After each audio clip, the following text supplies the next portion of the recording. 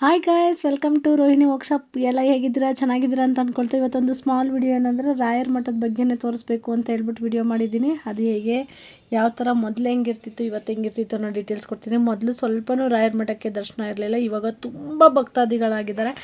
ಏನಕ್ಕೆ ಅಂತಂದರೆ ರಾಯರ ಪವರು, ರಾಯರ ಕೊಡ್ತಿರುವಂತಹ ಆತ್ಮವಿಶ್ವಾಸ, ಆತ್ಮಧೈರ್ಯ, ಅವ್ರ ಕೆಲಸಗಳಾಗ್ತಿರೋದಕ್ಕೆ ರಾಯರ ಮೇಲೆ ಸಿಕ್ಕಾಬಟ್ಟೆ ಭಕ್ತಿ ಜಾಸ್ತಿ ಆಗಿದೆ ಜನರಿಗೆ.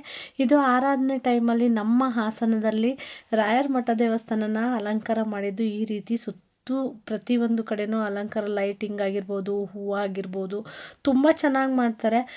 ಆರಾಧನೆ ಟೈಮಲ್ಲಿ ಅದು ಕಾಲಿಡೋಕ್ಕೂ ಜಾಗ ಇರಲ್ಲ. ಅವತ್ತು ಬಂದು ವಿಡಿಯೋ ಮಾಡೋದಕ್ಕಂತೂ ಸಿಕ್ಕಾಬಟ್ಟೆ ಕಷ್ಟ ಇರುತ್ತೆ. ಬಟ್ ನಾನು ಟ್ರೈ ಮಾಡಿದ್ದೀನಿ. ಆದರೆ ಆರಾಧನೆ ದಿನ ಮಾತ್ರ ಅಲ್ಲ, ಅದು ಬಿಟ್ವೀನ್ ಆದಮೇಲೆ ಆರಾಧನೆ ಆದಮೇಲೆ ಬಂದು ವಿಡಿಯೋ ಮಾಡಿದಂಥದ್ದು. ಏಕೆಂದರೆ ಆರಾಧನೆ ಟೈಮಲ್ಲಿ ಸಿಕ್ಕಾಪಟ್ಟೆ ರಶ್ ಇರುತ್ತೆ, ಮಾಡೋಕ್ಕಾಗಲ್ಲ. ನಾನು ವಿಡಿಯೋ ಮಾಡೋ ಟೈಮಲ್ಲಿ ರಶ್ ಇರಲಿಲ್ಲ. ಸೊ ಗಾಡ್ ಲಕ್ ಅಂತಲೇ ಹೇಳ್ಬೋದು.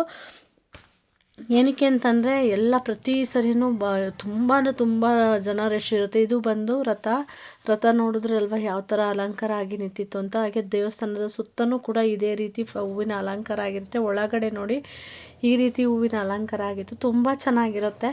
ಬಟ್ ಸಿಕ್ಕಾಪಟ್ಟೆ ಜನ ಅಂದರೆ ಈ ಭಕ್ತ ಸಮೂಹ ಸಿಕ್ಕಾಪಟ್ಟೆ ಜಾಸ್ತಿ ಆಗಿದೆ ರಾಯರ ಮಠದಲ್ಲಿ. ಹೋದರೆ 1 ಅವರ್ ಮೇಲೆ ದರ್ಶನಕ್ಕೇ ಕ್ಯೂ ನಿಂತ್ಕೊಳ್ಬೇಕು. ತುಂಬ ರೋಸ್ಗಳಲ್ಲಿ ನಡ್ಕೊಂಬರ್ಬೇಕು.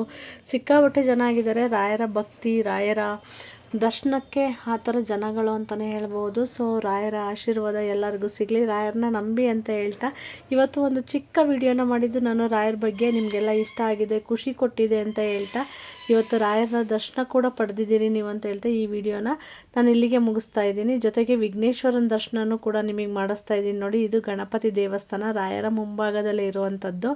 ಇದು ಕೂಡ ತುಂಬ ಚೆನ್ನಾಗಿದೆ. ಇವತ್ತಿನ ವಿಡಿಯೋ ಇಲ್ಲಿಗೆ ಮುಗಿಸ್ತಾ ಇದ್ದೀನಿ. Bye friends, take care all.